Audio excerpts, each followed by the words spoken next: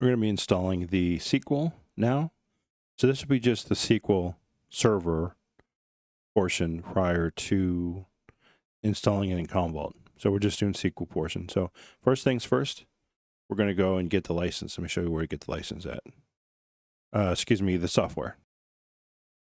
So go into your favorite search engine, type in how to install SQL Server on Windows Server. This is a link. It's like learn.microsoft.com. Click on that. Then you scroll down to the, let's say, SQL 2025. Click on that link. It brings you to this link. Scroll down, and then you're going to click on Download SQL Server 2025 from Evaluation. Down here, you click on Download EXE. It's going to ask you to put information in, like your name, etc. You just put whatever. Doesn't matter.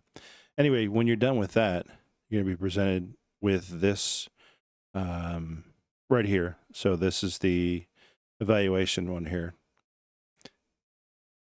So you double click on this, so the evaluation.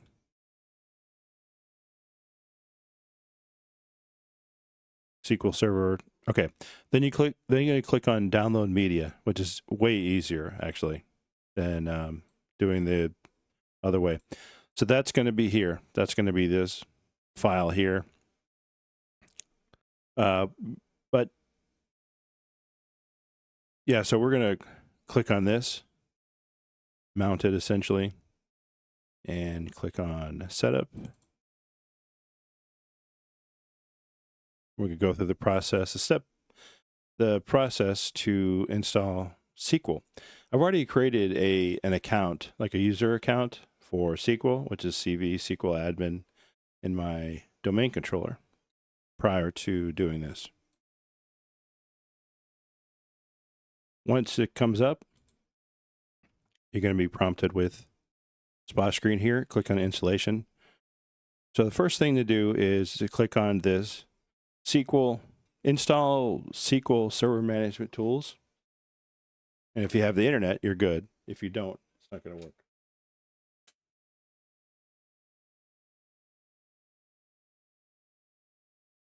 So basically, I'm just installing the SSMS, which is SQL Server Management Studio. That enables you to manage your SQL, essentially. So it's going to, yeah. So basically this right here. So I'll show you what it looks like. It looks like this right here, this SSMS. It's just the exe file. So after you do that, just hold off. You're not ready to install that yet. You just want to download it. But back here at your installation, so you're going to click on New SQL Standalone Installation.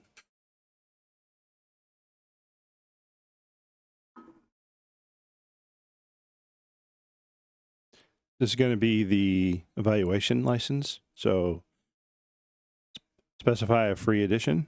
So we're just going to click on evaluation. Next.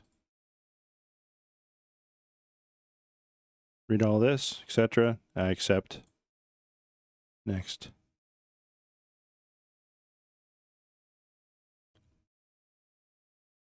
It's going to do its checks. It's like the pre-check. Set up global rules, identify problems that may occur when you install SQL Server, set up support falls. Failures may have an issue. I'm going to check that. I'm not going to check use Microsoft Update. I'm going to uncheck that because I'm not on the internet right now. Next. That's fine. It just means that couldn't search for Windows updates. No problem. Next. No issues at all with that.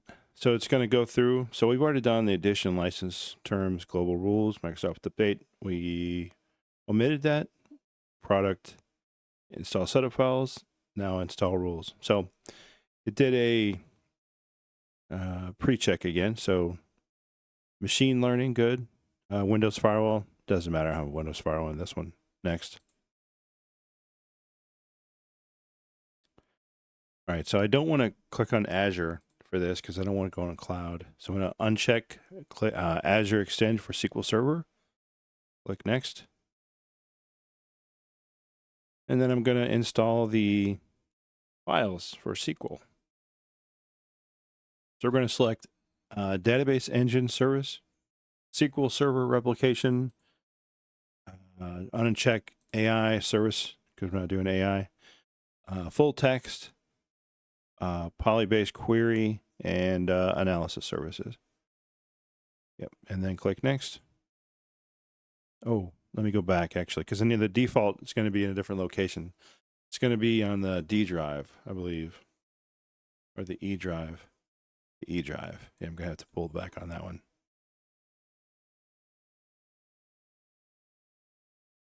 Just going to change it to the E drive. I'm just going to push back. Yeah, typically when you install, usually in the standard, they put all the databases on the D drive, never on the E drive, or they put the databases always on like a second drive, like E or D, not in the C drive, which is what Windows operating system is on. Reason to do that, if it gets full, you don't lose your operating system essentially, and you can't log into it. Big problem. So that's why they put it on these. I'm gonna put it on the E drive essentially. So I already got stuff on the E drive ready. Click next. Plus my E drive is quite larger. I think it's like 300 gig or something.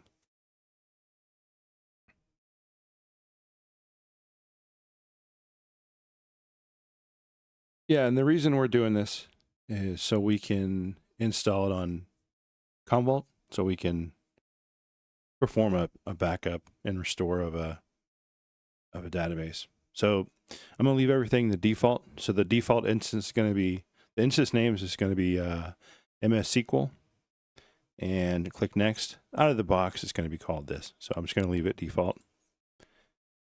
You can choose whatever you want, but I choose to just leave it to default.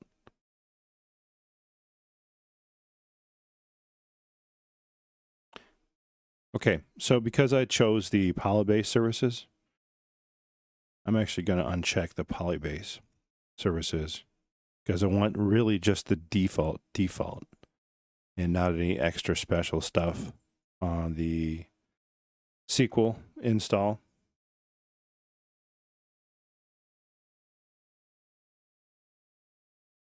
I'm going to uncheck the Polybase.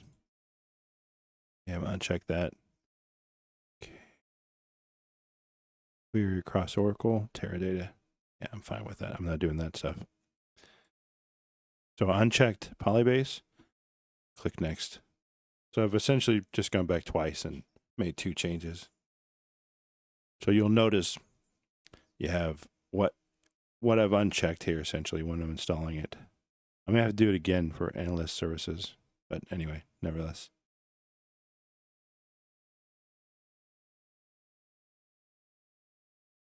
All right.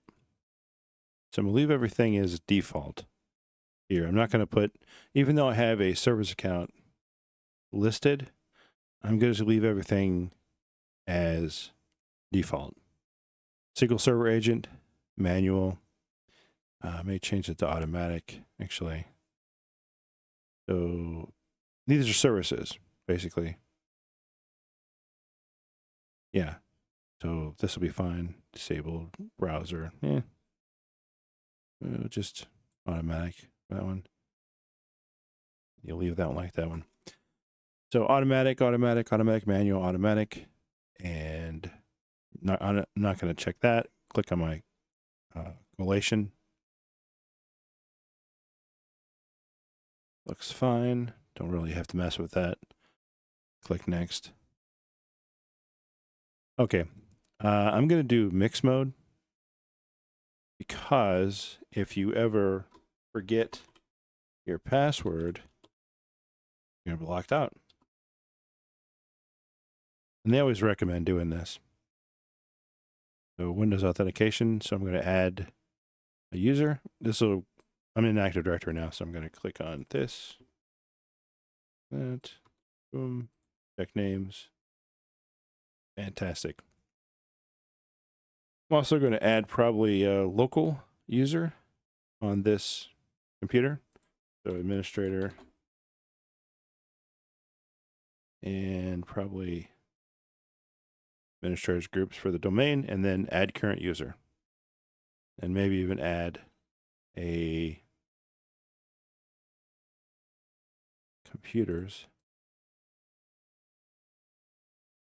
And then location.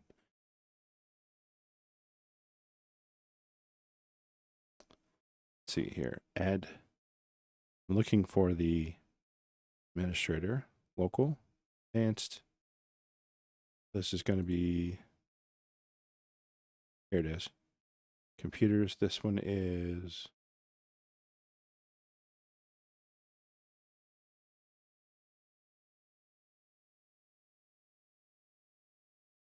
Service accounts.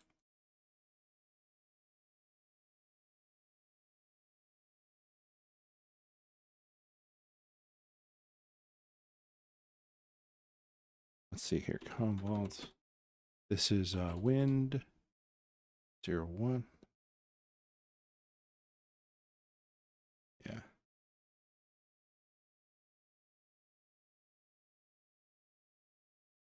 Administrator.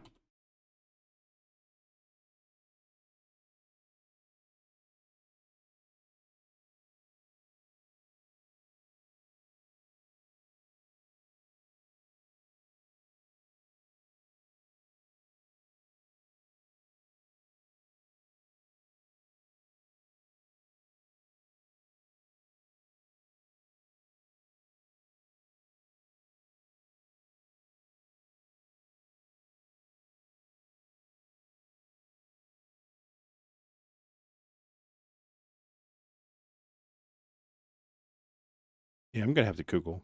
I think I know, but let me Google what I should click. Okay, I think I got it figured out. Basically, object type, and I'm gonna type in Commvault. This is the name of the computer right here. Basically, the one I'm on right now. DMD. Yeah. Host name.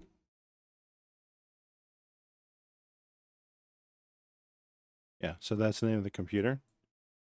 I just type it in Commvault wind 1, then the slash, then administrator, administrator, or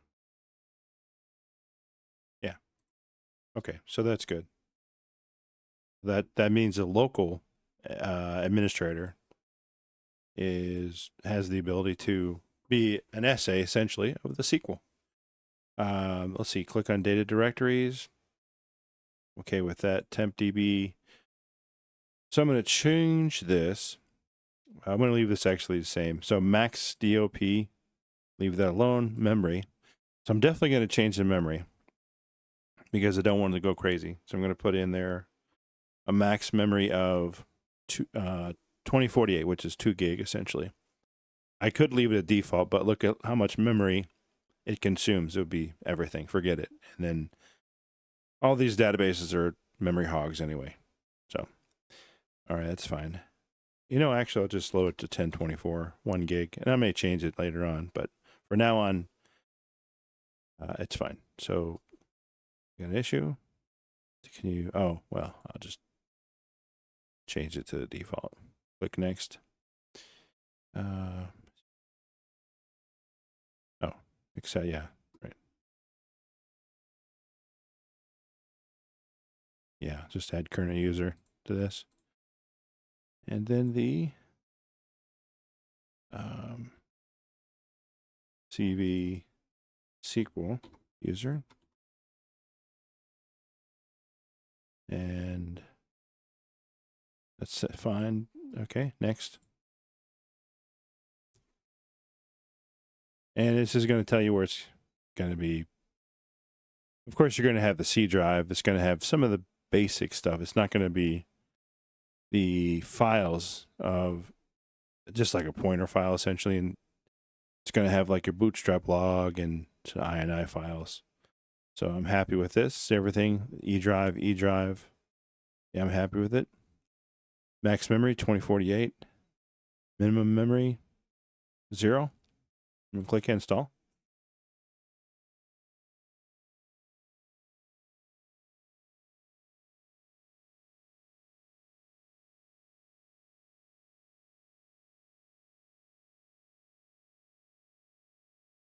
So while this is processing, I am going to install the SQL Server SMS.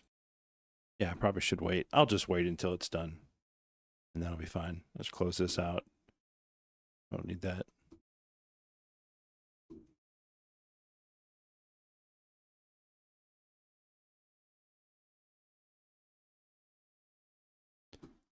Yeah, I'm not going to restart. I'm not going to restart. Yeah. But the SQL Server has finished installing. I'm going to restart after I install the SSMS SQL Server Management Services Studio. Right click on this, run as administrator. Yeah. Yeah, this is the way you can manage it, because it's not listed here. We click on start, SQL. So you should see like SQL Server Management Studio, be able to manage it. Yeah, it's not here. So anyway, so we're doing it.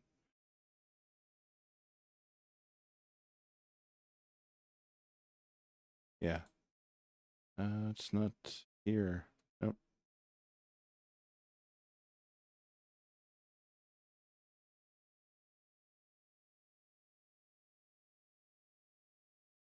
Yeah.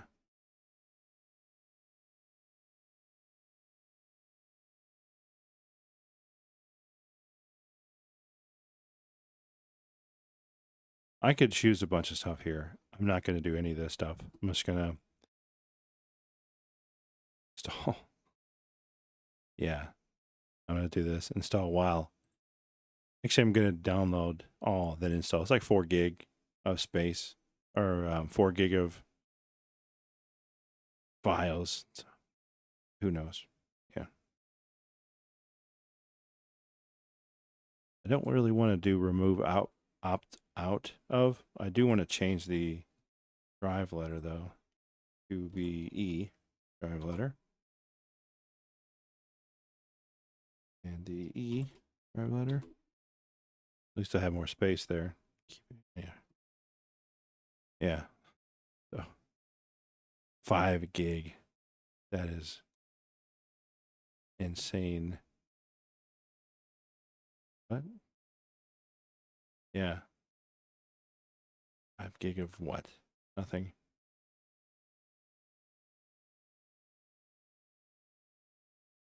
There's nothing to remove. Okay. Yeah. Okay. Well, install. 2 gig. So I'll come back after it's pretty much almost done.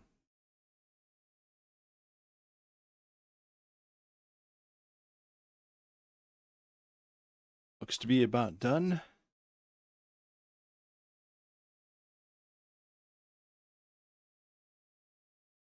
So that took a while, and now that's done, I'm going to restart. So it's been the SMSS or SQL Studio Management Server, whatever. It's been installed. On restart now. Probably it took maybe like an hour, better part of an hour. I'm going to restart the server and come back. So as it's restarted, you're going to go to Start, then SQL Server Management Studio. And then after that, it's going to open up. And then you're going to put in your server name. And you're going to be able to browse to your database. You're going to click on Browse, then Local. Click on the database itself. And let's see, password. Well, you're authenticated, so you're fine. And click Connect.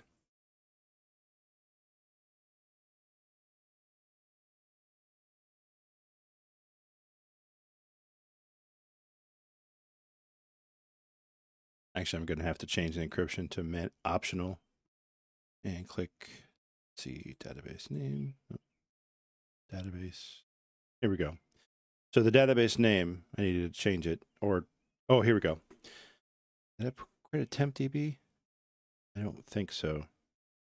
Nonetheless, just leave the database as default.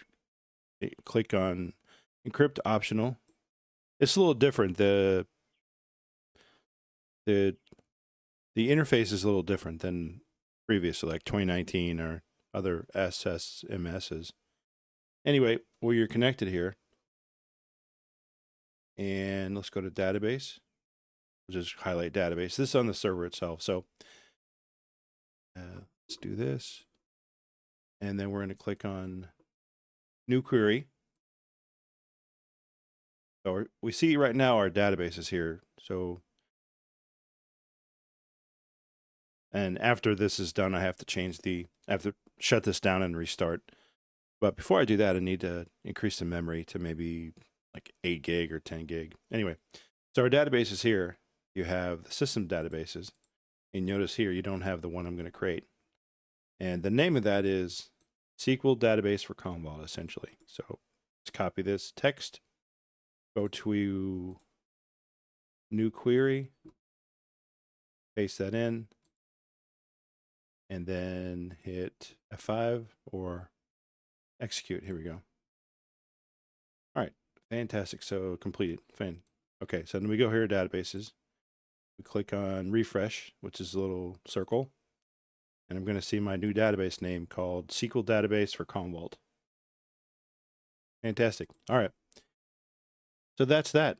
So what we've done is we've downloaded and installed the SQL instance, the SQL server, before we can install the Commvault